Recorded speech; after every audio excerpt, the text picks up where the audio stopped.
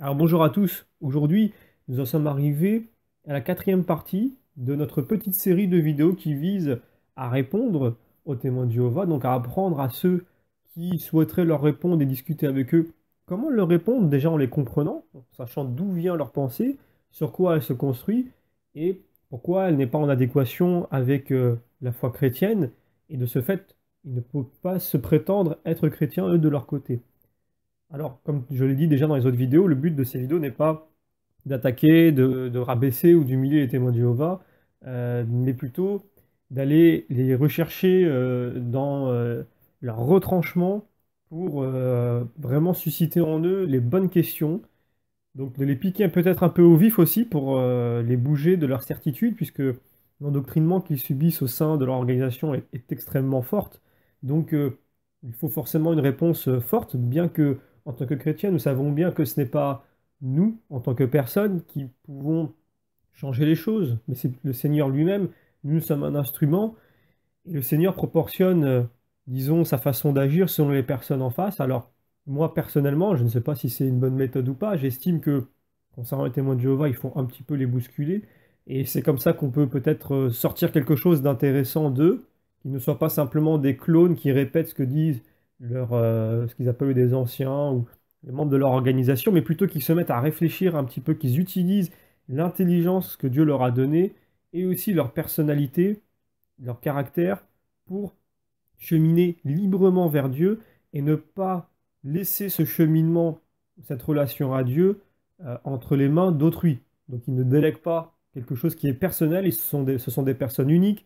En chacun d'eux, comme en chaque être humain, il y a l'image de Dieu, il y a toutes les potentialités et les richesses possibles qui peuvent croître dans l'amour de Dieu, et chacun est appelé à suivre Dieu personnellement. Personne n'est appelé à copier un autre. Personne n'est appelé à être un clone de l'autre, comme c'est le cas chez eux malheureusement. Donc, les témoins de Jéhovah n'ont pas à déléguer leur cheminement à l'organisation. Ils peuvent cheminer. L'organisation, c'est normalement, quand si je fais le parallèle avec l'Église, puisque c'est l'équivalent chez eux, eh bien, elle est censée être un instrument qui permet d'arriver à Dieu. Elle n'est pas censée remplacer Dieu. Elle n'est pas censée remplacer une personne par une autre. Chacune est différente. Donc voilà, l'idée c'est de les bousculer un petit peu. C'est pour ça que des fois dans les vidéos, je peux paraître, comme je le dis, je le répète à chaque fois pour ceux qui n'écoutent pas toutes les vidéos et surtout pour que ce soit bien clair, des fois je peux paraître un petit peu cynique ou sarcastique, mais c'est dans le but vraiment de les bousculer un petit peu, charitablement, gentiment, pour les ramener à se poser les bonnes questions et à un petit peu se dire que finalement, bah, leurs certitudes sont pas si solides que ça. Donc, ce qui amène au questionnement, et on l'espère, nous, à un aboutissement heureux, à savoir de quitter cette organisation illégitime pour devenir chrétien. Voilà, je sais que cet avis n'est pas forcément partagé par tous. Certains disent que les témoins de Jéhovah sont chrétiens. J'ai déjà expliqué dans une autre vidéo pourquoi théoriquement ils ne le sont pas. Maintenant, je commence sans plus attendre en parlant d'un premier sujet. Alors, je ne les prends pas forcément dans l'ordre. Par contre, je terminerai avec la cinquième vidéo. Cela concernera la résurrection de la chair, que les témoins de Jéhovah nient, et l'Église. J'ai fait exprès de laisser ça pour la fin comme une conclusion, et vous comprendrez quand j'y arriverai pourquoi. Ça ne veut pas dire que ce que nous allons aborder aujourd'hui est plus important, parce que jusqu'à maintenant, il paraissait qu'on a abordé les sujets les plus importants, en parlant de la divinité du Christ et de la Trinité, du Saint-Esprit, etc. Là, les sujets que je prends sont plutôt généraux. Et on terminera par un sujet qui est plus important, mais qui vient conclure en fait ces 5 vidéos qu'il y aura donc sur les témoins de Jéhovah. Premier sujet, les témoins de Jéhovah nous disent que Jésus n'est pas mort sur une croix, mais sur un poteau. Alors, pareil, de prime abord, on pourrait presque se dire, et des fois c'est un peu la conclusion à laquelle il veut amener les personnes qui sont dans le doute, c'est pas une grande différence en soi de dire croix au poteau, mais par contre, bah, théoriquement c'est un poteau, donc il faut dire poteau. C'est pas une croix. Si c'est pas si important que ça, pourquoi est-ce que les témoins de Jéhovah insistent tant dessus? Ça veut dire que c'est peut-être plus important que cela, et qu'il y a des retombées derrière. Moi, je vais prendre là une brochure des témoins de Jéhovah de 1996 à la page 23. C'est la brochure Ce que Dieu attend de nous. Tous les textes que je prends des témoins de Jéhovah, vous pouvez les retrouver en ligne, normalement sur leur site. Ouais, sur leur site internet, vous pouvez les retrouver selon la date, hein. C'est pour ça que j'ai hésité. Il y a certaines publications qui ont été. On n'a pas accès à tout chez eux en ligne. Donc, comme quoi, quand ils accusent l'Église de cacher des œuvres, alors que c'est pas le cas. C'est plutôt eux qui le font. Donc comme souvent avec les témoins de Jéhovah, leurs arguments se retournent contre eux. Je lis le passage en question, qui commence déjà avec une affirmation qui est une conclusion. C'est souvent comme ça que ça commence avec eux dans leur développement. On commence toujours par la conclusion. Jésus n'est pas mort sur une croix. Il est mort sur un poteau, un pieu. Le mot grec traduit par croix, dans beaucoup de Bibles, désigne une seule pièce de bois. Le symbole de la croix vient des fausses religions du passé. Les premiers chrétiens ne se servaient pas de la croix et ne l'adoraient pas. Pour cette raison, croyez-vous qu'il serait bien de se servir d'une croix pour adorer Dieu?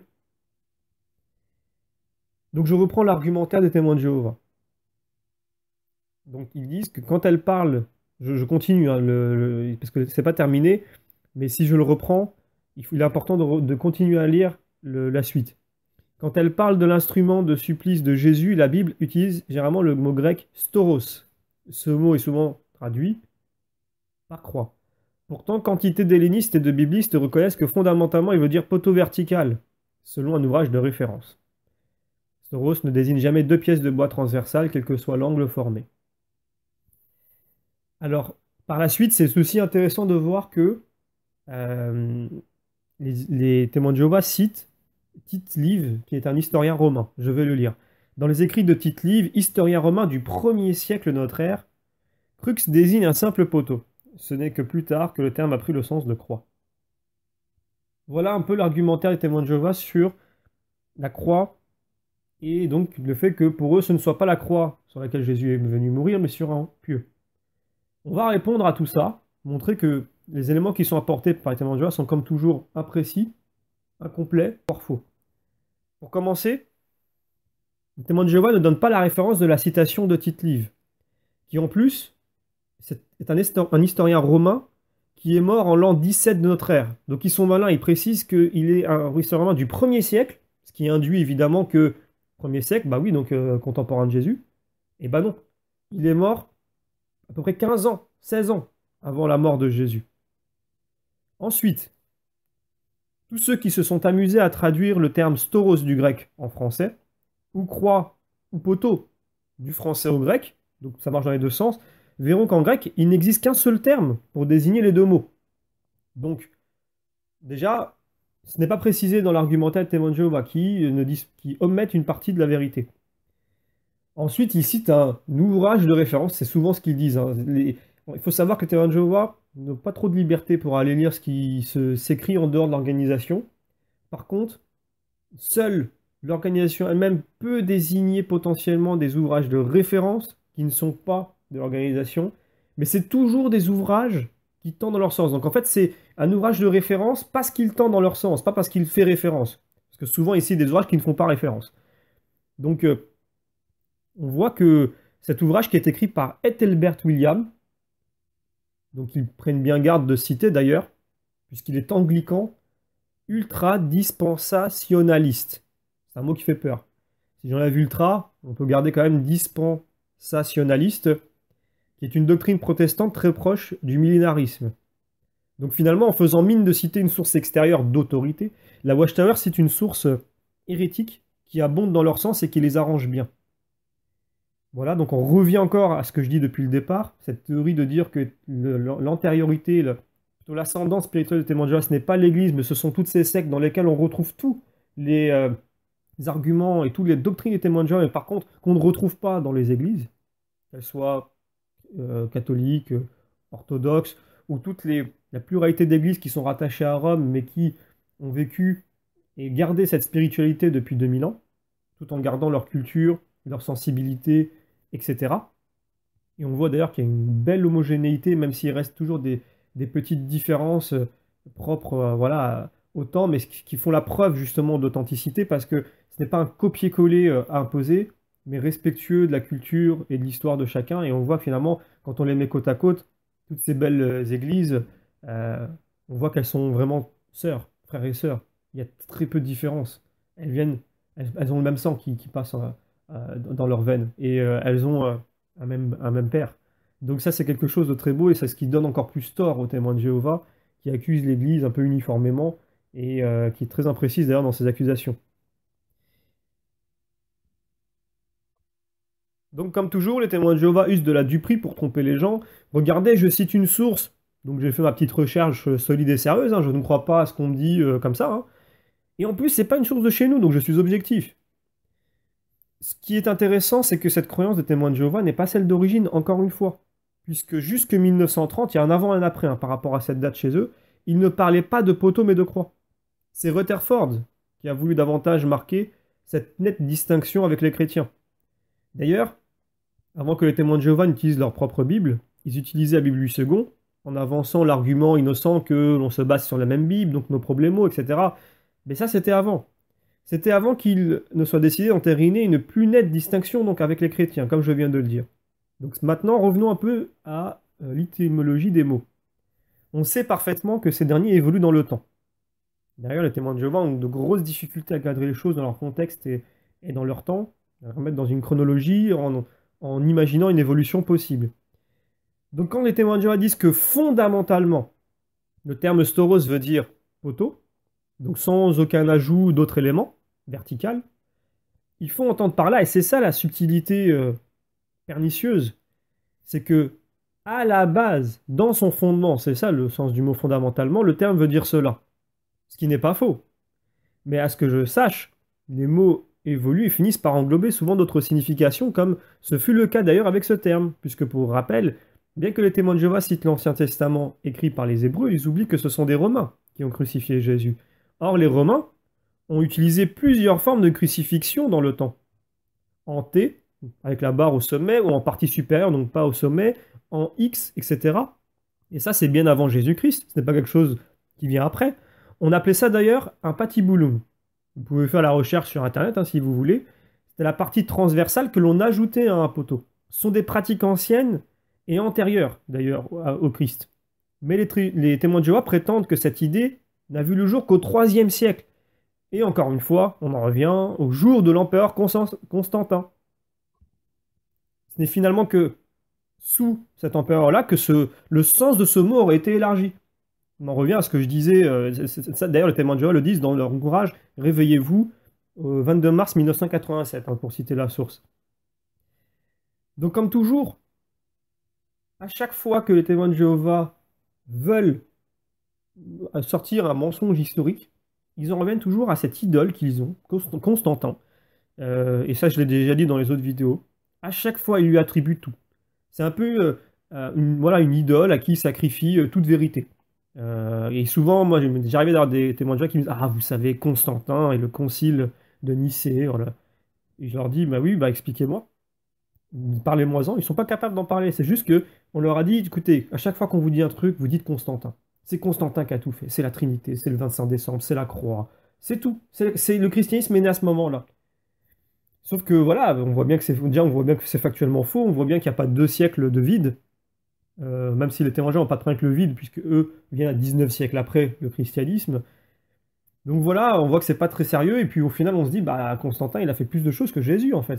Si on suit le Jésus des témoins de Jéhovah, un personnage demi-ange, demi-homme, qui finalement n'a rien fait que de parler du Père, qui pouvait rien faire de lui-même, il pouvait pas faire de miracle, il pouvait rien faire, hein. C'est le Père qui faisait, donc il est une forme de représentant qui a aucun pouvoir. Il n'a même pas le niveau d'un représentant d'ambassadeur, quoi. Par contre, lui, Constantin, il a tout fait, lui. Par contre, il avait tous les pouvoirs, il pouvait tout faire et on l'a suivi. Voilà, c'est ça un peu le logiciel des témoins de Jéhovah qui tient pas 10 secondes. Je veux dire, que n'importe qui se rendrait compte un peu de la supercherie, mais ça montre bien comment l'endoctrinement peut être très fort et amener des gens à croire à des choses qui sont stupides, vraiment, littéralement.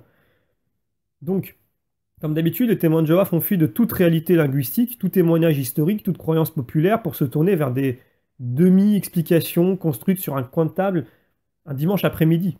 Inutile donc de lire la lettre à Barnabé, écrite au début du IIe siècle après Jésus-Christ, qui parle d'une croix. Donc on est avant Constantin. Inutile de lire Saint Justin le martyr, qui dans l'un de ses écrits datés de 150 après Jésus-Christ, disait que lorsque Moïse priait, il priait les 2 bras étendus des 2 côtés. De plus, lorsque l'agneau pascal fut immolé, c'était la forme de la croix du Christ. Inutile de lire saint Irénée de Lyon, 77 après Jésus-Christ, qui présentait aussi la croix du Christ avec 5 dimensions que je vais citer de son ouvrage contre les hérésies. Donc Saint-Thierry de Lyon, c'est le IIe siècle. La structure de la croix présente 5 extrémités, 2 en longueur, 2 en largeur, une au centre et une cinquième sur laquelle s'appuie le crucifié. Chacune de nos mains a 5 doigts. Nous avons 5 sens, nos entrailles renferment 5 organes, à savoir le cœur, le foie, les poumons, la rate et les reins. Inutile de rappeler non plus que les Romains crucifiaient déjà en Palestine avant la venue de Jésus. Notamment le gouverneur de Syrie, Quintilius Varus, qui a fait crucifier 2000 juifs après la mort d'Hérode le Grand en 4 avant Jésus-Christ. Lors du siège de Jérusalem en 70 après Jésus-Christ, les Romains ont crucifié 500 juifs par jour, selon le témoignage de Flavius Joseph, historien juif mais favorable aux Romains. On sait d'après les manuscrits de la mer Morte que certains juifs crucifiés leur condamnaient à mort. On le lit dans les rouleaux du Temple, qui ont fait une partie de la législation d'alliance de Moïse. Pour les juifs, le crucifiement était particulièrement horrible d'ailleurs. Le pendu est une malédiction de Dieu, Deutéronome 21. Souvent les témoins de Jéhovah disent ce passage. Et ce passage faisait initialement allusion aux criminels pendus à un arbre, mais au 1er siècle après Jésus-Christ, il fut aussi appliqué aux crucifiés, comme saint Paul en témoigne dans sa lettre Galates chapitre 3 verset 13. D'ailleurs, l'historien juif romanisé Flavius Joseph raconte qu'Alexandre Jonathan, donc Jané en grec ou Yanaï en hébreu, roi asmonéen de Judée et grand prêtre de Jérusalem, fit crucifier 800 juifs devant ses yeux et égorger en leur présence du temps qu'ils vivaient encore leurs femmes et leurs enfants. Toujours d'après ce Flavius Joseph, Florus, gouverneur de Judée en l'an 66 après Jésus-Christ, tourmenta les Juifs au point d'allumer une véritable rébellion qu'il mata cruellement en faisant crucifier 3630 hommes, femmes et enfants. Peu de temps plus tard, en 70, Titus entra dans Jérusalem et il fit crucifier les assiégés qui tentaient de s'enfuir. Flavius Joseph en a dénombré jusqu'à 500 en une journée. À peine pouvait-on suffire à faire des croix et trouver de la place pour les planter. Donc là, je le cite. À chaque fois, il est question de croix et jamais de poteau. Et jamais dans la littérature antique chrétienne, vous ne retrouverez la mention d'un poteau. C'est toujours une croix. C'est la réalité, ce sont les témoignages, ce sont les écrits. C'est sur ça que moi je vais me baser. Et pas sur ce qu'on va raconter des Américains 19 siècles plus tard. Et sans parler des textes qui sont très clairs d'ailleurs, du Nouveau Testament, où il est question de plusieurs clous dans les mains de Jésus, et non d'un seul. Comme souvent les témoins de Jéhovah l'illustrent sur leurs images. On voit Jésus sur un poteau avec un clou. Pardon. On lit d'ailleurs en Jean 20-25, « Si je ne vois dans ses mains la marque des clous, et si je ne mets mon doigt dans la marque des clous, c'est répété 2 fois, et si je ne mets pas ma main dans son côté, je ne croirai point. » On cite aussi Matthieu 27. Pour indiquer le sujet de sa condamnation, on écrivit « au-dessus de sa tête ». Celui-ci est Jésus, le roi des Juifs. Au-dessus de la tête, pas au-dessus des mains. Mais, comme les témoins de Jéhovah ne sont pas à une contradiction près, nous avons vu au départ de cet argument qu'ils indiquaient qu'il est inconcevable d'utiliser un symbole païen, qui plus est en vue d'une adoration. Alors pour eux, ce sont des éléments distinctifs, c'est pour ça qu'ils précisent en vue d'une adoration, puisque l'usage décoratif, chez eux, n'est pas proscrit.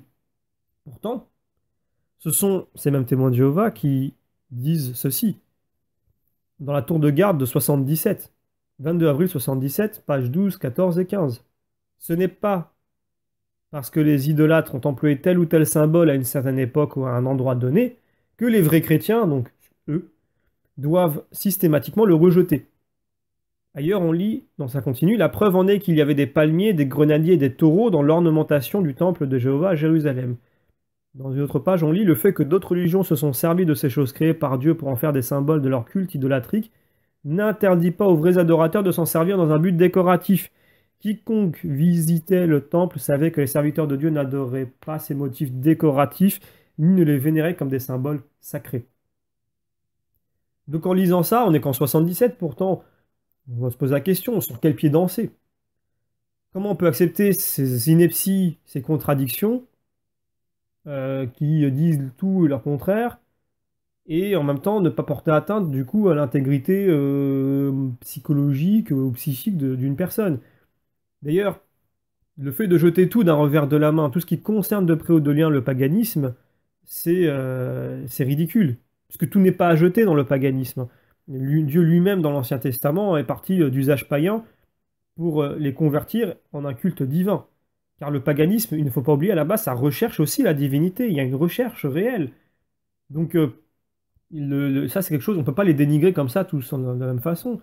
Il y a toujours à la base une recherche de la divinité. Ça dit quelque chose de l'homme.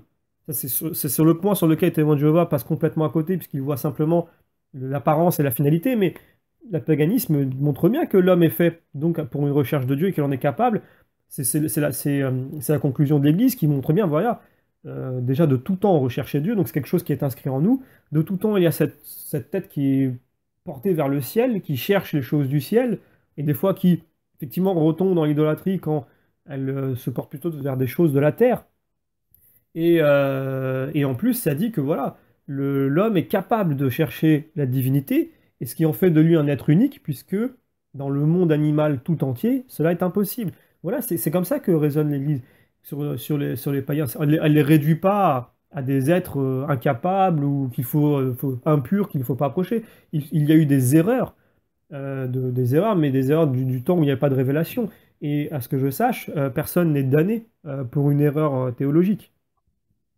L'homme sera plutôt damné de son propre fait par un orgueil, une obstination à aller à l'encontre de Dieu, ce que malheureusement manifeste beaucoup de personnes, qu'elles soient témoins de Jéhovah ou pas. Donc ça, c'est important. D'ailleurs, dans l'Ancien Testament, comme je l'ai dit, Dieu utilisait des cultes qui étaient à la base attribués aux païens pour les faire au peuple hébreu, mais reconvertis. C'est-à-dire que, par exemple, au lieu de sacrifier des enfants sur des statues en bronze qui brûlaient, c'était des cultes que l'on peut retrouver en Babylone, finalement, on a fait un sacrifice différent pour Dieu. On, on faisait un rituel de sacrifice qui ne tuait pas l'enfant, mais qui était un rituel d'offrande. Donc vous voyez, ça, à la base, on pourrait tout à fait accuser Dieu d'avoir plagié les païens, d'avoir fait comme eux, ou d'avoir utilisé de culte païen, ce qu'on ne ferait pas évidemment, mais c'est ce que font les témoins de Jéhovah sans s'en rendre compte d'une certaine façon.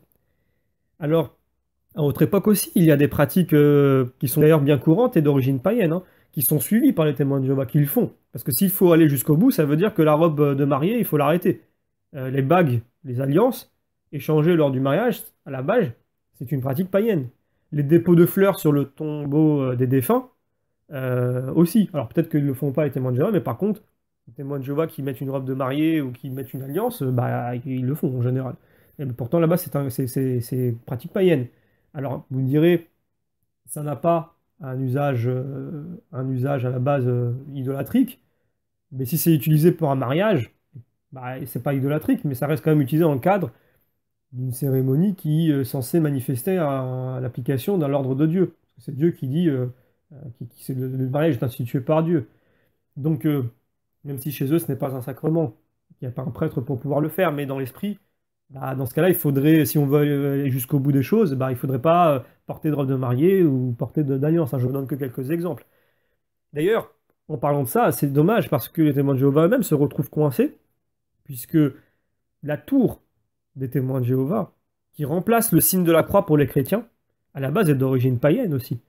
Vous avez la tour de Babel, qui est le premier symbole païen, donc le premier symbole d'un empire païen élevé contre Dieu. Donc déjà, on voit que le parallèle est assez troublant. Mais également, on a la déesse grecque de la chasse, Artémis d'Éphèse, qui possède une tour sur la tête, et que les témoins de Jéhovah connaissent bien, puisqu'elle est dans quelques-unes des publications. On le retrouve notamment dans leur ouvrage Études perspicaces des Écritures, volume 2, page 1279. Est-ce que c'est volontaire et que c'est le côté un peu cynique de la Watchtower qui lâche un peu comme on retrouve des fois dans d'autres organisations, qui lâche un peu des images comme ça, simplement, soit par cynisme, vous voyez, c'est ce genre de choses que des gens un peu dégénérés peuvent faire, ou est-ce que c'est fortuit?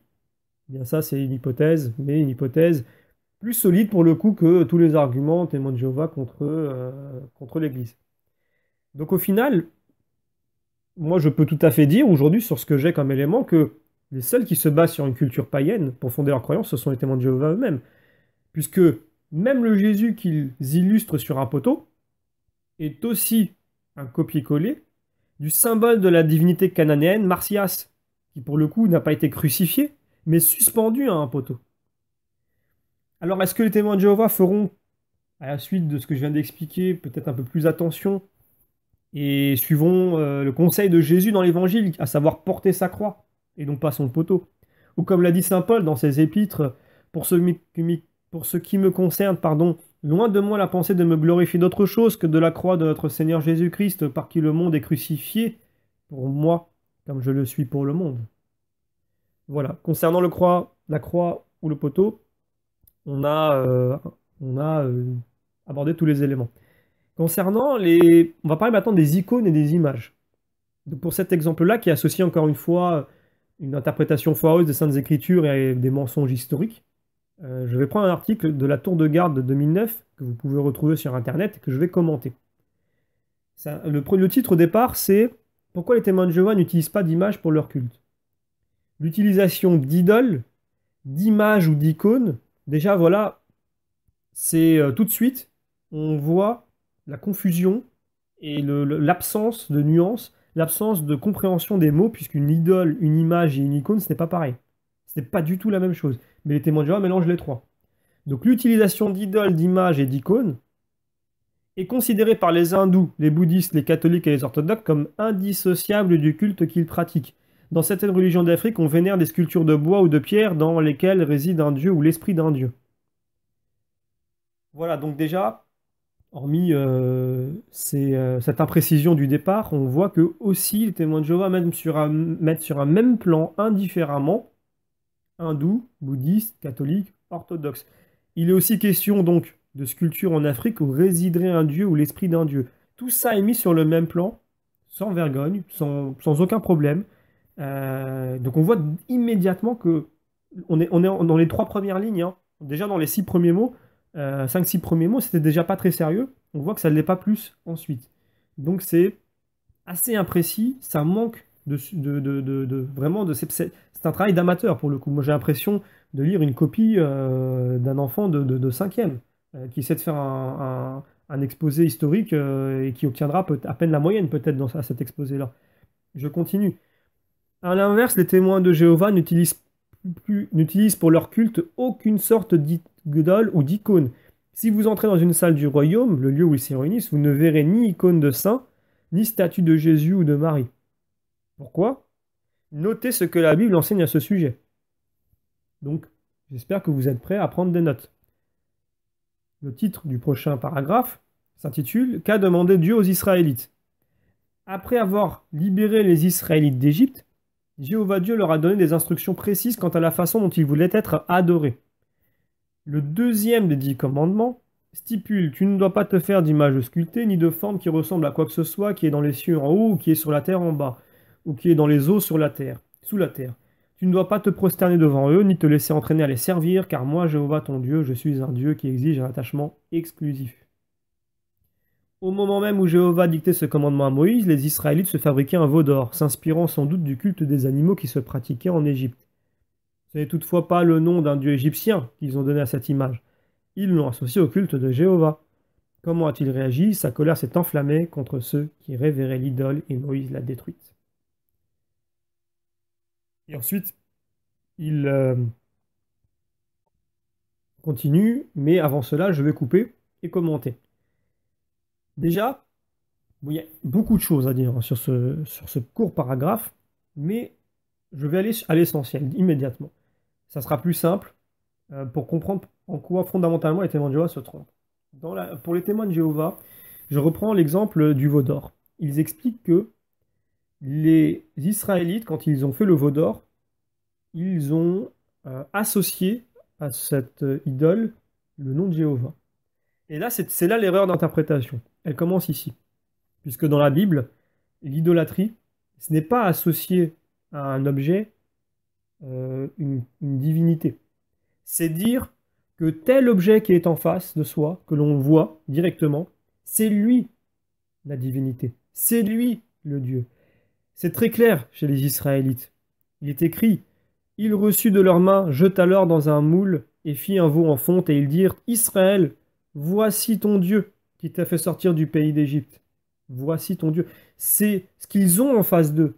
Ils l'ont appelé Jéhovah, certes. Enfin, ils l'ont appelé du nom de Dieu, c'est pas Jéhovah, on l'a vu pourquoi. Donc pour eux, ils l'ont appelé du nom de Dieu. Mais c'était parce que ce qui était en face d'eux était Dieu selon eux. Ils ne représentaient pas un Dieu qui était dans le ciel, ils représentaient un Dieu qui est en face d'eux. Le texte est très clair, je vous invite à le lire, qui dit, c'est ce veau qui nous a sortis d'Égypte. Donc il n'y a pas une association, c'est lui. Quand Daniel entre dans le temple où il y a les divinités de Baal de mémoire, et qu'il accuse les personnes qui adorent ces idoles d'adorer des idoles qui ne parlent pas, qui ne mangent pas, qui ne boivent pas, etc. Et on lui répond, mais que dis-tu? Regarde tout ce qu'elle mange tous les jours.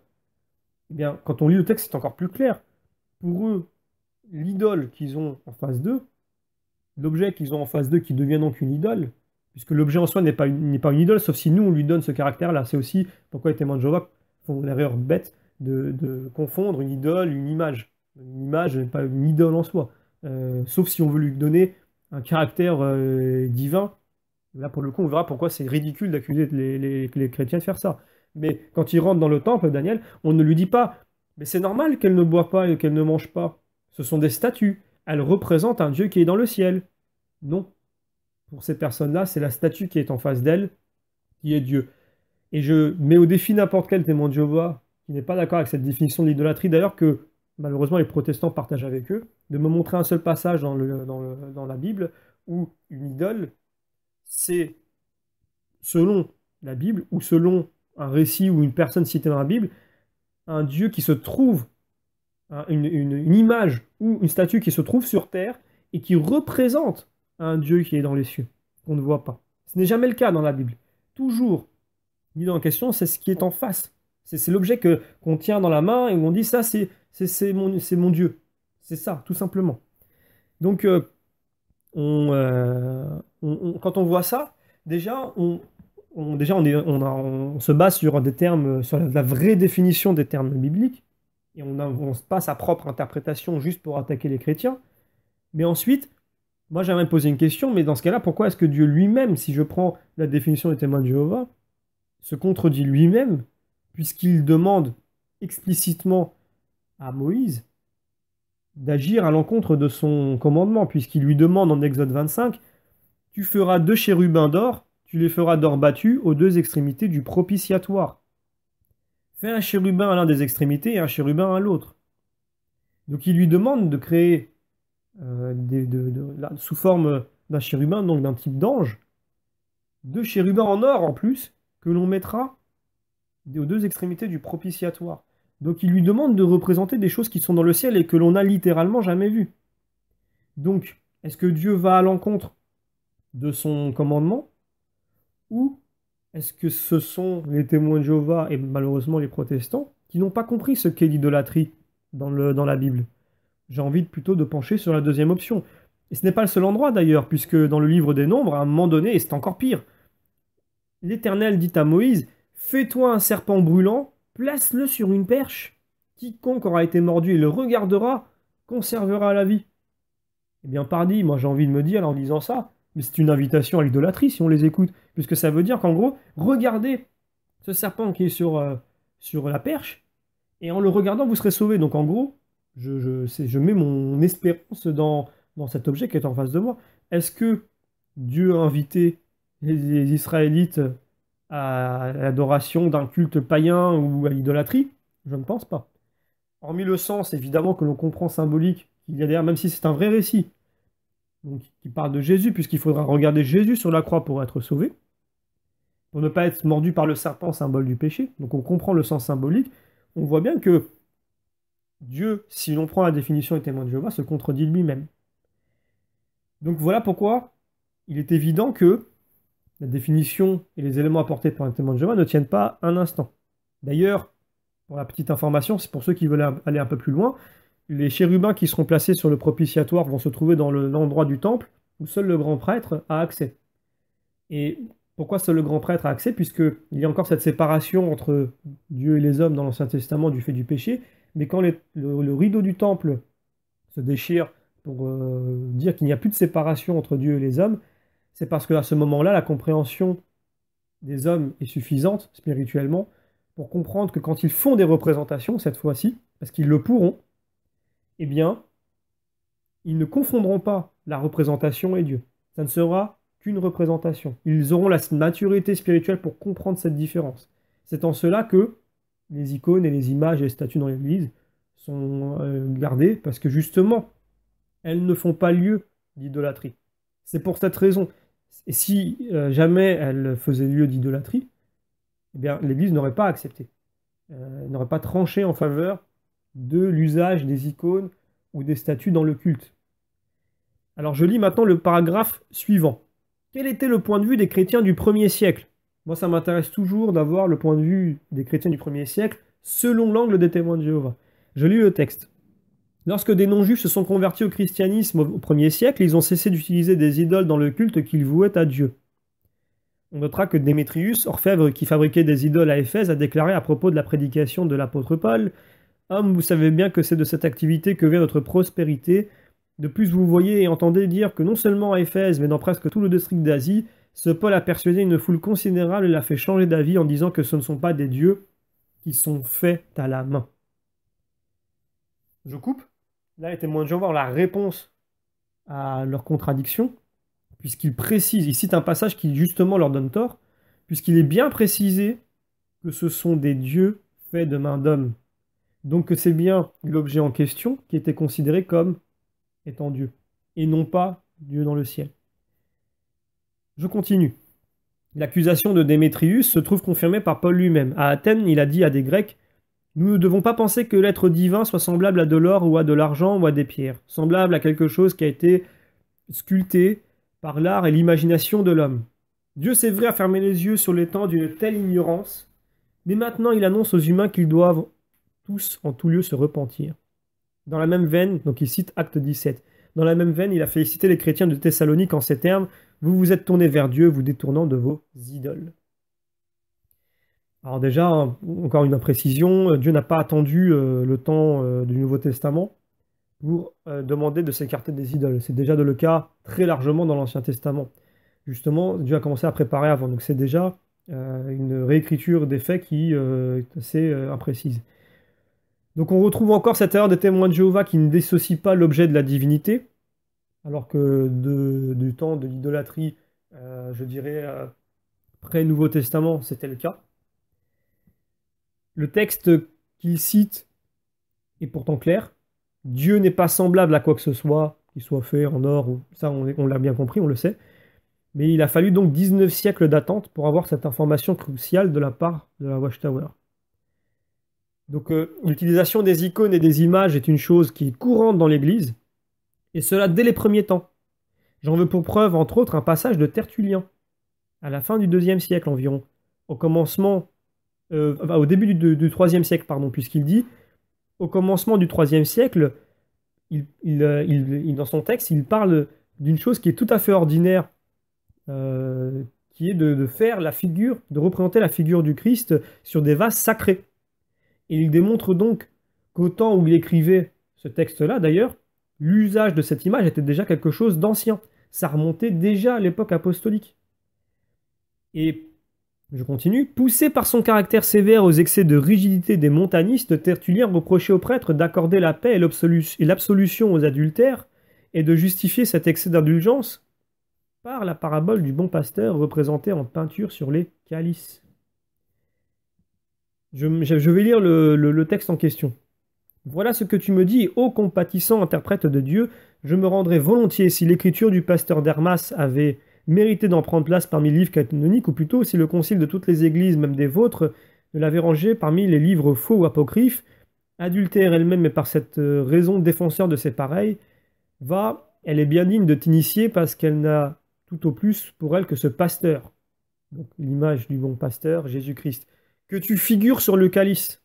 Profanateur lui-même du sacrement chrétien, véritable idole de l'ivresse, asile de la fornication qui suit l'ivresse, et dont tu ne bois rien plus volontiers que les brebis de la seconde pénitence. » Je peux aussi prendre une autre preuve, le pape Saint Damas, début du IVe siècle, qui dit sous le pontificat de Saint Sylvestre en l'an 324, Constantin le Grand fit bâtir la basilique constantinienne, La première élevée par les empereurs en l'honneur du vrai Dieu.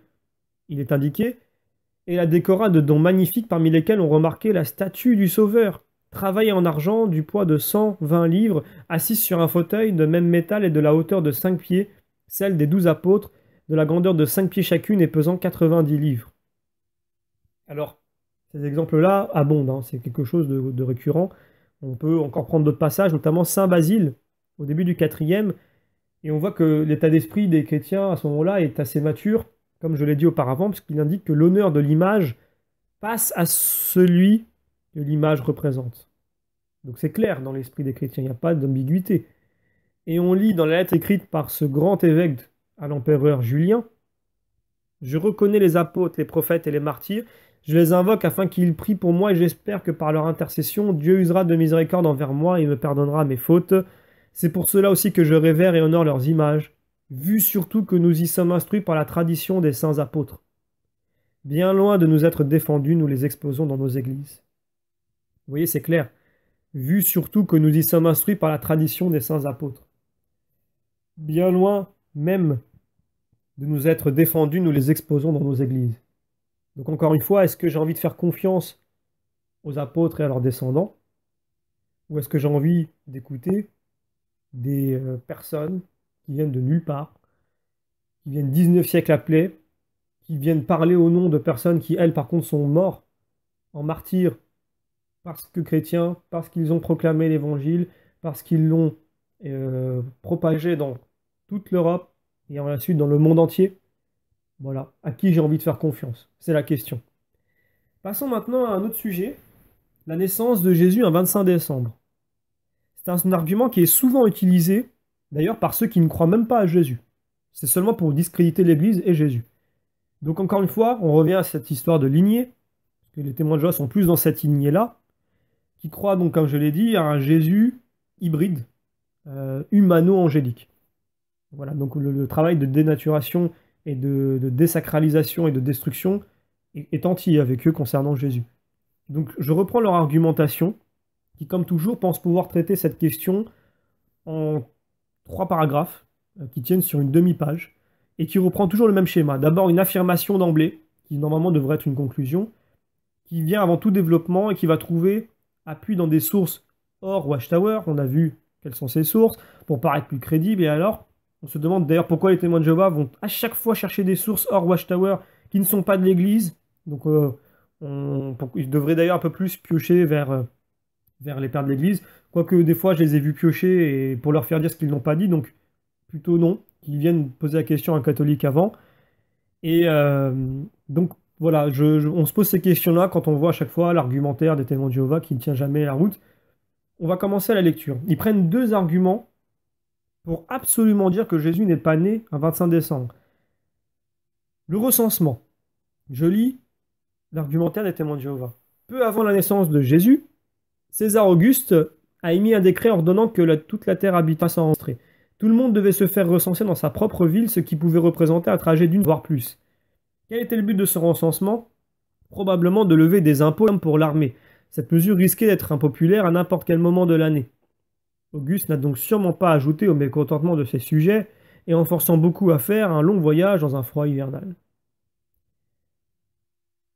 Alors déjà, à la lecture de cet argument, je vois qu'il est assez hésitant, puisqu'on trouve un bon nombre de termes soulevant du conditionnel ou de la probabilité. Probablement, cette mesure risquait. Auguste n'a donc sûrement pas ajouté. Donc on a l'impression de raconter une histoire pour un enfant. D'ailleurs, quand quiconque lit un minimum les ouvrages de témoins de Jéhovah, on voit que l'organisation infantilise énormément ses membres, parce que la tournure, l'écriture utilisée, est là un petit peu comme un professeur qui s'adresse à un enfant qui a peu de capacité pour le moment, parce qu'il est un enfant. Et donc il infantilise avec des exemples ridicules, avec des styles de phrases qui amènent la personne à acquiescer sans trop raisonner. Alors, le seul fait d'ailleurs, dans ce que je viens de lire, que les témoins de Jéhovah d'ailleurs n'expliquent pas quel était le but de ce recensement, montre qu'ils n'ont pas fait le début de la recherche pour essayer de démonter un argument avec toute la subjectivité qu'on leur connaît, puisqu'ils écrivent quel était le but de ce recensement, probablement de lever des impôts et de recruter des hommes pour l'armée. Alors, ce n'est pas le cas. Le Quirinus d'ailleurs dont il est question fut rapporté par Flavius Joseph, qui déclara que lors de la déposition d'Arculéus en l'an 6 de notre ère, la Judée fut unie à la Syrie et que le dénombrement de ses biens fut fait par Quirinus en vue de l'établissement de l'assiette de l'impôt que devaient payer les Judéens. Donc ce dénombrement des biens opéré par Quirinus ne concernait pas la Judée et ne peut être confondu donc avec le recensement des personnes dans tout l'Empire dont parle Luc au chapitre 2. Voilà la raison de ce recensement donc. Donc ça c'est cadeau, hein, c'est juste pour combler l'information manquante des témoins de Jéhovah. Ils pourront, s'ils le souhaitent, la communiquer au Bethel et qui pourra faire des articles un peu plus construits. Ensuite, il se base sur les intentions de Auguste. Donc là maintenant les témoins de Jéhovah sont capables de nous dire ce qu'il y a dans le cœur d'Auguste, qui n'aurait pas voulu en rajouter sur le mécontentement de ses sujets. Première nouvelle. César Auguste se soucierait du bien-être de ses sujets et ne les enverrait pas attraper froid en plein hiver. Alors de 1, c'est mal connaître le personnage. De 2, c'est mal connaître l'armée romaine. Et de 3, c'est mal connaître le climat du lieu.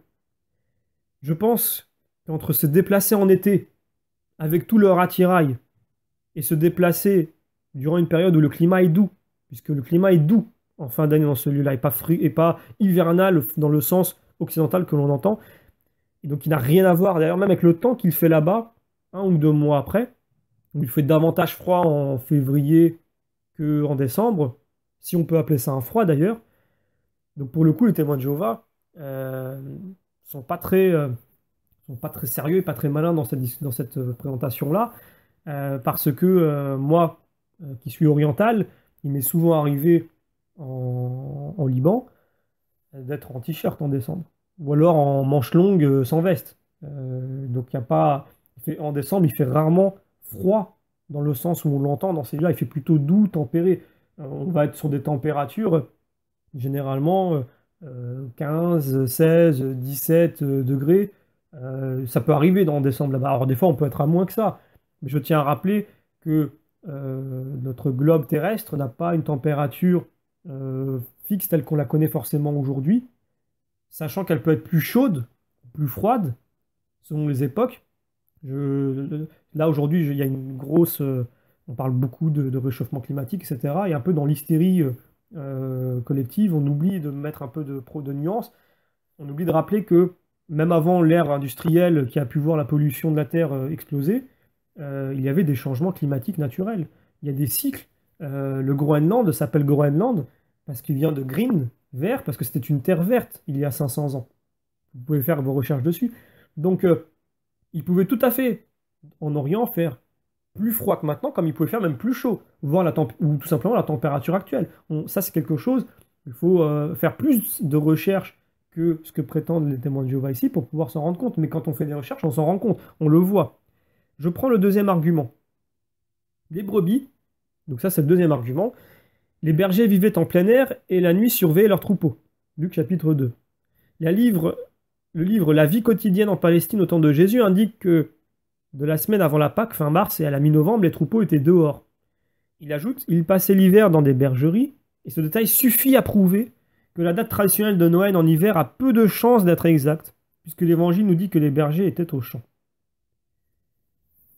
Alors, encore une fois, beaucoup d'imprécisions, mais cela est sûrement dû au fait que les témoins de Jéhovah n'étaient pas présents à ce moment-là, qu'ils n'existaient pas, qu'ils n'ont jamais été contemporains de cette époque et qu'ils n'ont pas fait le travail qu'il faut de tradition. On ne peut pas leur en vouloir. Mais de ce fait, du coup, on ne peut pas les croire.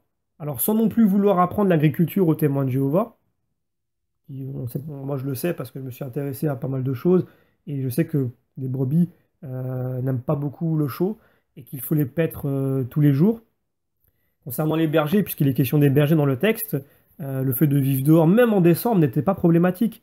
Quand on parle des généralités, puisqu'il cite un ouvrage qui parle de la vie courante quotidienne en Palestine au temps de Jésus, ce sont des généralités. Aujourd'hui, si on veut parler de la généralité de la vie d'un Français, par exemple, on dira qu'il travaille du lundi au vendredi, généralement 35 ou 39 heures. Le samedi, c'est shopping et après-midi peut-être sortie. Et le dimanche, c'est repos en famille. Si on veut parler grossièrement, ou alors généralement, on dirait ça de la vie d'un Français. Ça ne veut pas dire que c'est la vie de tous les Français. Ça ne veut pas dire qu'on ne tord pas ses habitudes de temps à autre. suivant les conditions. Moi, si par exemple, je vais vous donner un exemple bête concernant le climat. Si j'ai prévu de faire des vacances, mais qu'il va faire moche, mais généralement il fait beau dans cette période-là, mais il fait moche, bah, peut-être que je vais les annuler. Contraire aussi, il va faire super beau dans ce week-end prolongé du mois de mai, par exemple, bah tiens, allons faire des vacances, alors que c'était pas prévu. Sinon, on pourrait dire, bah, le français moyen, il va en vacances en juillet-août généralement, ou soit en juillet, soit en août, hein, on dit les juilletistes ou les autistes, mais ça ne veut pas dire qu'il ne va pas des fois prendre des vacances en dehors de cette période-là. Il y a toujours des exceptions à la règle. Si, voilà, moi ce que je réponds là, vous voyez, vous me direz, bah oui, mais ça c'est de la discussion, ça c'est de la probabilité, c'est de la probabilité, etc. Mais c'est ça l'argumentaire témoin de Jéhovah. Ça se base sur une discussion de cet ordre-là. C'est ce niveau-là d'argumentaire. C'est une discussion, une simple discussion. Alors, je, il faut revenir maintenant sur un argument beaucoup plus sérieux. En 1995, un savant israélien du nom de Shemariahu Talmon a publié une étude sur le calendrier liturgique découvert dans la grotte de Qumran, la grotte 4 en l'occurrence, et il y trouva des dates de service au temple que les prêtres assuraient à tour de rôle, encore au temps de la naissance de Saint Jean-Baptiste et de Jésus. Selon ce document, copié sur un parchemin entre les années 50 et 25 avant Jésus-Christ, donc contemporain d'Élisabeth et de Zacharie, la famille des Abia, à laquelle ils appartenaient, lire Luc chapitre 1, verset 5 notamment, voyait son tour revenir 2 fois l'année, dans le 8 au 14 du 3e mois du calendrier essénien, et du 24 au 30e du 8e mois. Cette seconde période tombe vers la fin de notre mois de septembre, donc ce qui confirme le bien fondé de la tradition chrétienne de la conception de Saint Jean, c'est-à-dire une tradition byzantine, le 23 septembre. Donc ça, c'est très ancien comme croyance. Or, ce fut, comme l'écrit Saint Luc, le 6e mois de la conception de Saint Jean, que l'ange Gabriel apparut à la Vierge Marie. Donc si moi je prends 6 mois à partir du 23 septembre, le 6e mois tombe très exactement le 25 mars, fête de l'Annonciation. C'est une fête aussi qui est antérieure, qui est très ancienne dans le christianisme. On retrouve déjà les premières traces à la fin du 2e siècle. Donc ce qui probablement voudrait dire que ça a commencé avant. Dès lors, à moins qu'il y ait eu des changements aussi au niveau de la gestation humaine, hein, si je peux le dire comme ça, il faut bien 9 mois pour faire un enfant. 25 mars, 25 décembre, il y a 9 mois. Donc, là, si je prends cet argument qui est tiré de la Bible, et qui en plus, et on vient lui rajouter une preuve archéologique ou historique, et on vient regarder dans la tradition ce qui se faisait, parce qu'il faut voir ce qui se faisait dans la tradition aussi, c'est important, ce que les chrétiens ont fait de tout temps, tout concorde. Il n'y a aucune contradiction, même avec la Bible pour le coup. Alors, on pourra toujours dire, oui, mais comment ça se fait que Noël concourt avec la date d'une fête païenne du solstice d'hiver, qui marque le point de départ de la renaissance du soleil, etc. Mais c'est tout simplement, si c'est le cas, et c'est probablement le cas, moi j'adhère à cette idée qu'il y a concours, mais il n'y a pas recopiage, puisque c'est antérieur au moment où Constantin, puisque les évangélistes disent aussi que c'est Constantin qui a décidé de ça, non, c'est antérieur. On retrouve déjà dans la tradition chrétienne avant Constantin, bien avant même, un siècle et demi avant, voire peut-être même deux. On voit que tout ce que je viens de citer faisait partie déjà de la croyance populaire chrétienne. Donc, ça existait avant. Et quand on me cite des dates de concile, il faut savoir que les conciles viennent trancher 95% du temps, si c'est pas pour pas dire 100%, des croyances qui existaient déjà au sein de l'Église et qui sont soit confirmées, soit s'il y a un doute, rejetées par l'Église. C'est l'image de Saint Jean et de Saint Pierre. Saint Pierre étant l'institution, Saint Jean les fidèles. Quand ils arrivent à la grotte du tombeau de Jésus, eh bien, c'est Saint Jean qui arrive le premier. Saint Pierre est derrière. C'est le signe que c'est toujours l'Église en tant que corps, les laïcs, les croyants, qui devancent l'Église en tant qu'institution. Par contre, c'est Saint Pierre qui rentre pour examiner et pour confirmer. Donc c'est exactement l'image de l'Église. C'est prophétique. Et là, quand la croyance s'installe et qu'elle vient vraiment de la tradition, donc de la parole de Dieu méditée dans les cœurs, et dans la mémoire gardée la tradition orale, bien l'Église, à un moment donné, quand c'est nécessaire, parce que quand c'est là, c'est là. Mais quand des hérétiques viennent justement pour contredire, pour dire non, c'est pas vrai, non, c'est faux, etc., c'est là que l'Église tranche dans des conciles. Donc c'est pour ça qu'il peut y avoir des fois beaucoup de temps qui peuvent se passer entre le moment de la pratique et le moment où l'Église va trancher. Et donc c'est pas contradictoire, évidemment. C'est le corps qui vit. Alors, si je veux continuer par rapport à ce que j'ai dit, parce que voilà, le fait qu'il y ait un culte qui soit remplacé par un autre culte, c'est encore une fois ce que Dieu faisait déjà dans l'Ancien Testament. J'ai donné l'exemple des sacrifices. C'est un culte à la base païen. Dieu l'a réorienté à sa façon. Donc, pareil, si vous voulez comparer le culte du solstice d'hiver chez les païens et chez les chrétiens, aucun rapport. Finalement, il n'y a que la date en commun. Voilà, c'est tout. Si on s'arrête à là, bah, dans ce cas-là, il y a beaucoup de dates sur lesquelles il faudra avoir peur parce que même Pâques, je reviendrai après, peut être affilié à une fête païenne. Mais voilà, donc oui, voilà, quand je dis que le Pâques peut être affilié à une fête païenne, c'est le cas, puisque on peut célébrer, il était célébré une divinité saxonne de mémoire du nom d'Ostera, qui donne d'ailleurs Easter en anglais, qui veut dire Pâques. Voilà, donc si on veut jouer à ce jeu-là, on peut rendre païen tout ce qu'on veut. C'est très simple.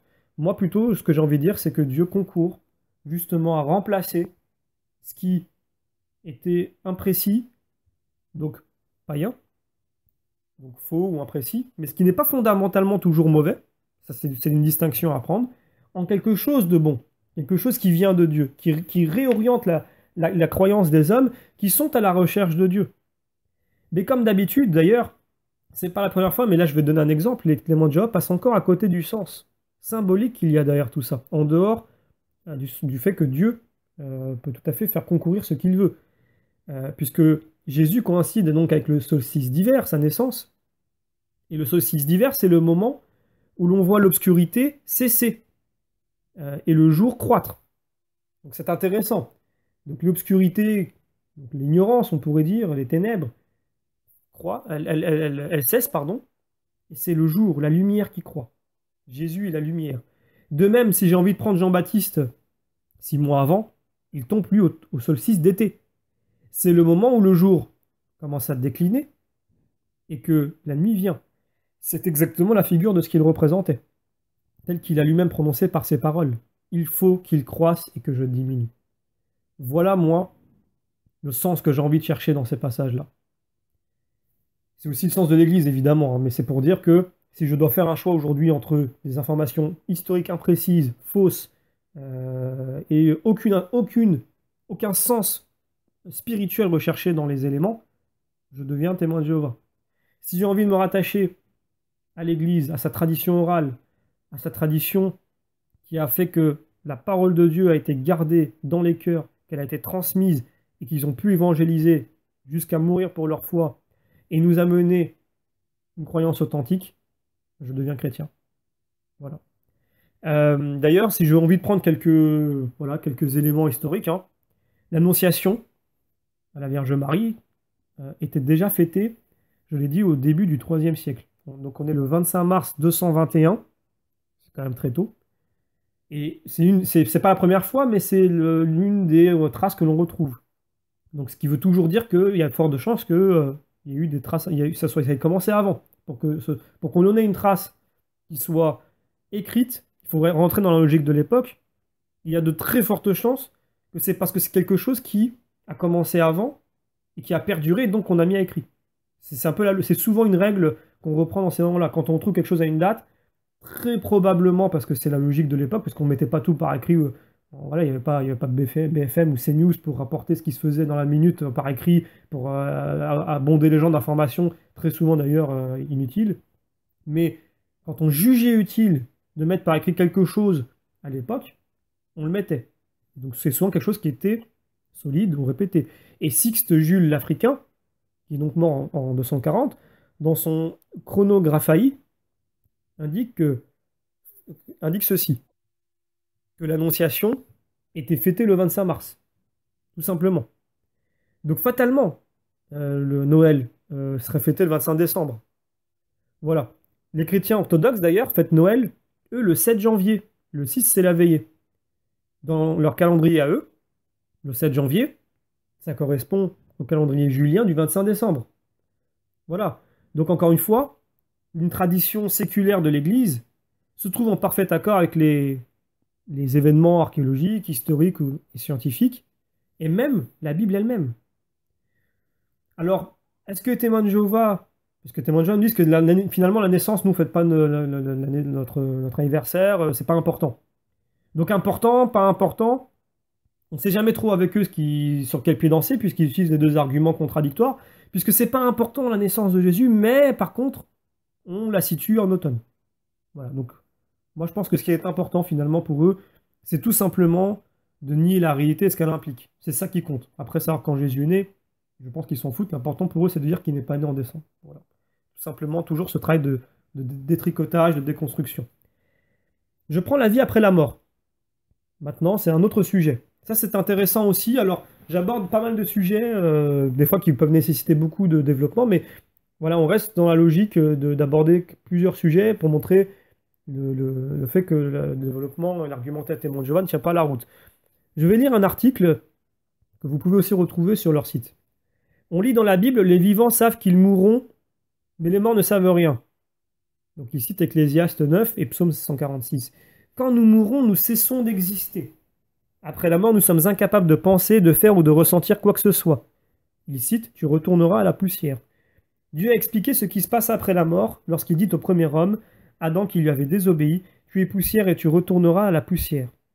Donc avant que Dieu ne le crée avec de la poussière du sol, Adam n'existait pas. Quand il est mort, il est donc retourné à la poussière et a cessé d'exister.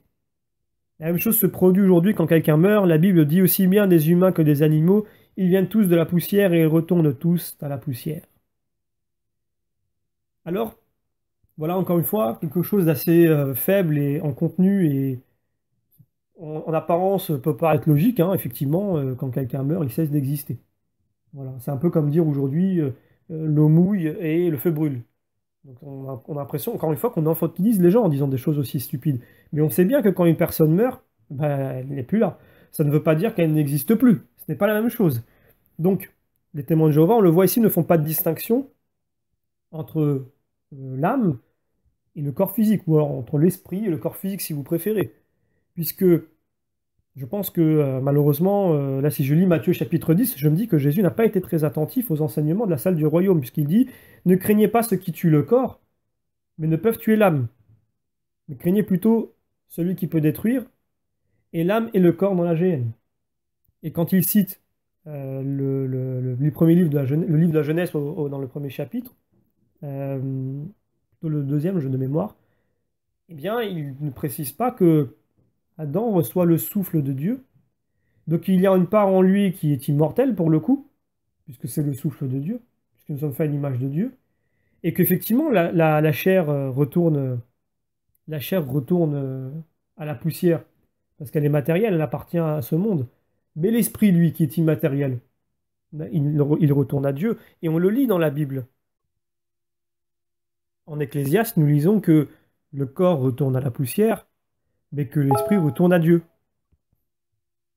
Et dans leur explication, pourtant le terme dans l'explication des témoins de Jéhovah, vous allez voir, c'est drôle, mais le terme qui est utilisé dans ce passage-là est Ruach, qui est le même utilisé pour parler de l'esprit que Dieu insuffle à Adam. Donc c'est très logique, c'est très cohérent, on comprend bien ce que ça veut dire. Il n'y a aucune équivoque, il n'y a aucun doute. Ça a toujours été la croyance de l'Église de comprendre cela ainsi.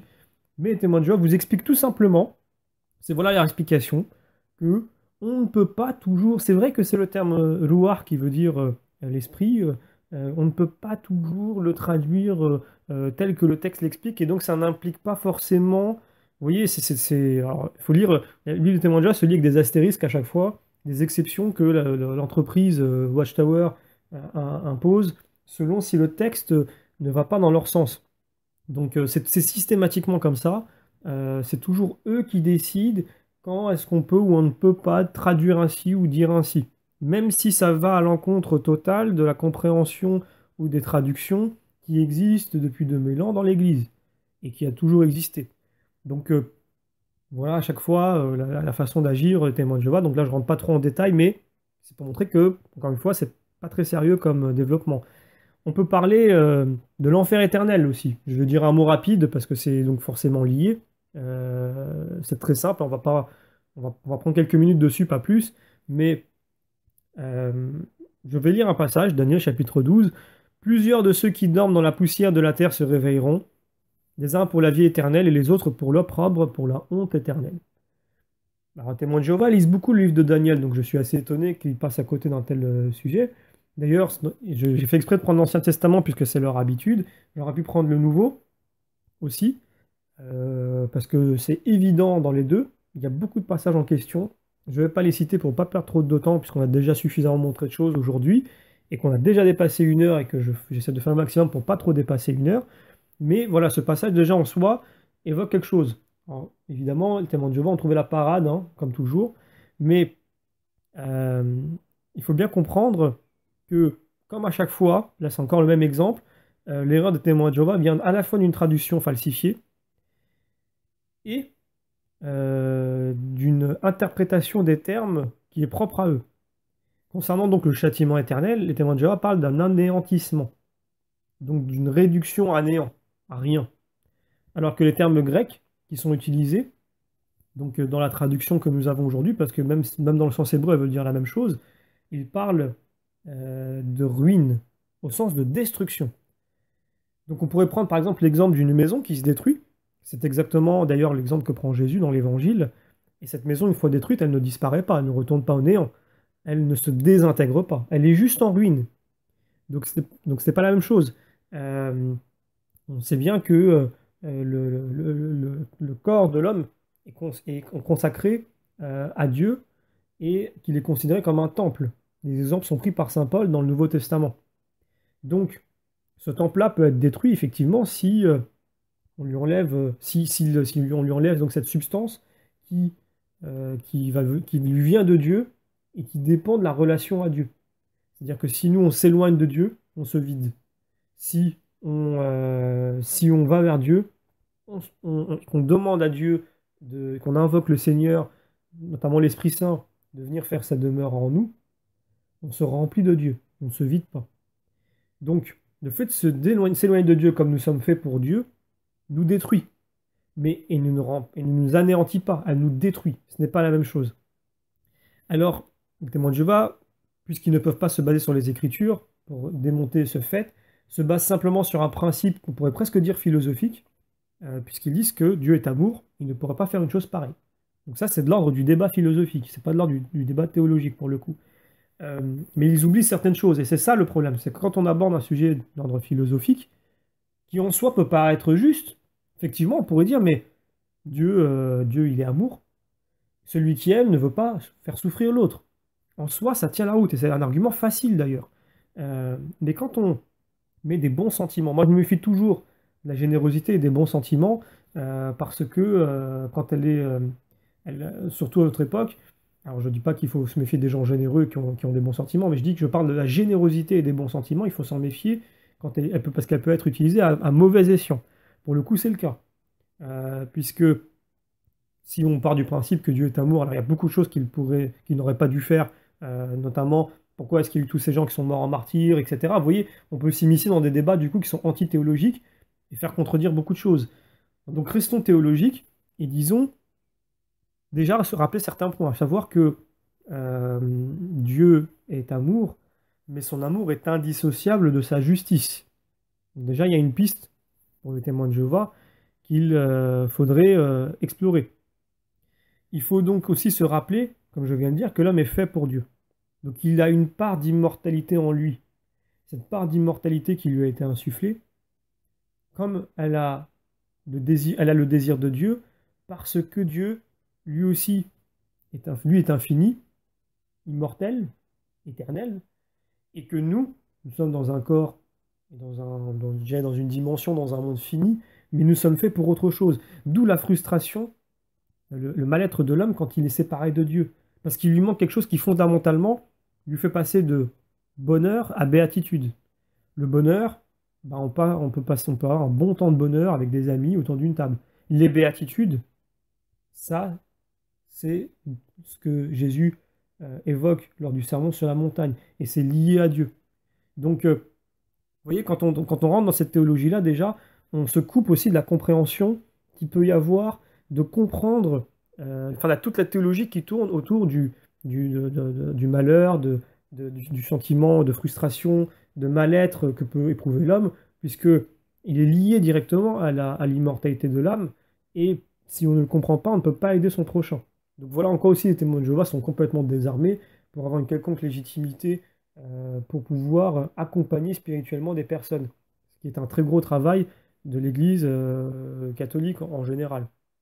Donc, troisièmement, on peut aussi dire que Dieu donne le libre arbitre, et donc dans nos choix, c'est nous qui choisissons de nous éloigner de Dieu. Ce n'est pas Dieu qui châtie, c'est pas Dieu qui nous condamne, ou qui nous fait souffrir éternellement, parce que c'est l'image aussi qu'ils reprennent pour aussi dénaturer ce qu'est l'enfer selon le christianisme. Selon le christianisme, l'enfer, c'est la séparation éternelle de Dieu. C'est ça qui cause cette frustration, parce que nous sommes faits pour Dieu. Donc quand notre âme est faite pour Dieu, et que ses béatitudes, son bonheur suprême, ne peut dépendre que de Dieu et qu'il en est séparé, il est forcément par conséquent malheureux. Quand une mère est séparée de son fils, pour quelque raison que ce soit, est-ce que c'est le fils qui a condamné la mère ou est-ce que c'est la seule séparation entre la mère et le fils qui fait que la douleur de la mère ne cesse pas? Voilà, c'est exactement la même chose. Ce n'est pas Dieu qui punit et qui châtie, c'est le fait d'être séparé de Dieu qui fait ce qui arrive, ce qui est indiqué dans les évangiles, les pleurs et les grincements de dents. Donc c'est ça qu'il faut se rappeler. Ce n'est pas Dieu qui veut notre malheur, Dieu veut le salut de tous, et il fait tout pour cela. Il fait tout ce qui est possible, et tout ce qui respecte notre libre arbitre, et notre volonté de nous porter à lui librement. Voilà, donc ça c'est important de toujours le rappeler. Encore une fois, les témoins de Jéhovah, quand ils parlent de l'enfer selon l'Église, ils parlent de choses, ils font des représentations qu'effectivement on pouvait faire à une époque pour justement pour représenter quelque chose, parce qu'on imaginait l'enfer comme un lieu de souffrance extrême. On imagine un feu matériel, des souffrances physiques, etc. Alors, il y aura une souffrance, évidemment. Il y aura un feu intérieur. Ce feu intérieur, c'est ce qu'on appelle le feu de l'enfer dans l'Évangile. Ce feu-là, c'est d'une part notre désir d'aller vers Dieu, pas notre désir d'aller vers Dieu, mais plutôt le fait que notre âme, notre corps, tout ce qui nous constitue est fait pour Dieu, mais que dans notre volonté, nous allons dans le sens contraire et nous le refusons parce que ça c'est un grand sujet, c'est un sujet que j'ai abordé sur la chaîne, pour expliquer pourquoi est-ce que l'homme refuse Dieu dans sa volonté, mais le veut quand même. Il le veut sous des conditions particulières. Ça, c'est encore une fois tout un traité théologique hein, que j'aborde sur la chaîne, qui est un traité de l'Église, tout simplement. Il dit que l'homme est fait pour Dieu, mais le projet initial du malin, même le malin lui-même, ce n'est pas Dieu qui ne veut pas. C'est le Dieu, justement, d'amour qui se rabaisse sous sa condition pour autrui, que les mauvais esprits et que bien des hommes refusent, parce que c'est une représentation d'un Dieu qui ne correspond pas à leur cœur à eux, qui eux veulent un Dieu fort, un Dieu supérieur, un Dieu qui écrase, un Dieu qui domine à la façon des hommes. Et ça ne leur correspond pas. Comme ça ne leur correspond pas, ils le refusent, mais ça ne veut pas dire qu'ils ne veulent pas voir Dieu. Ça ne veut pas, parce qu'ils savent profondément qu'ils sont faits pour Dieu, mais ils ne veulent pas de ce Dieu-là. C'est ça le feu de l'enfer, c'est le refus de Dieu, alors que, dans la volonté, alors que on est fait pour Dieu. Vous voyez? Donc c'est ces deux sentiments contraires qui viennent frotter, d'une certaine façon, et créer le feu de l'enfer. Donc c'est ça l'enfer, c'est la séparation de Dieu. Ce n'est pas Dieu qui nous met dans une fournaise. C'est ridicule de voir les choses ainsi. C'est le fait que Dieu respecte notre liberté de nous écarter de lui. Et qui crée en nous ce mal-être et qui crée en nous cette douleur, cette souffrance éternelle. Puisque nous sommes immortels. Nous sommes faits pour Dieu et nous sommes faits à l'image de Dieu qui lui aussi est immortel. Et là, pareil, on pourrait citer beaucoup de passages de la Bible, mais là, comme j'ai dépassé le temps, j'aborde simplement les deux derniers points étaient abordés en surface, mais déjà, rien qu'en surface, elles suffisent pour déjà voir que l'argumentaire témoin de Jéhovah lui tient pas trop la route. L'argumentaire témoin de Jéhovah est systématiquement en surface. Donc on pourrait se contenter de faire ça à chaque fois, mais je fais des efforts sur certaines parties qui peuvent être importantes, et même si ces parties-là aussi sont importantes. Mais voilà, donc je vais m'arrêter là, et nous terminerons sur la prochaine vidéo, qui est très importante, puisqu'elle viendra clôturer ces 5 vidéos, qui est la négation de la résurrection de la chair de Jésus-Christ et la négation de l'Église, qui sont liées forcément. Et donc je vous donne rendez-vous pour la prochaine et dernière vidéo.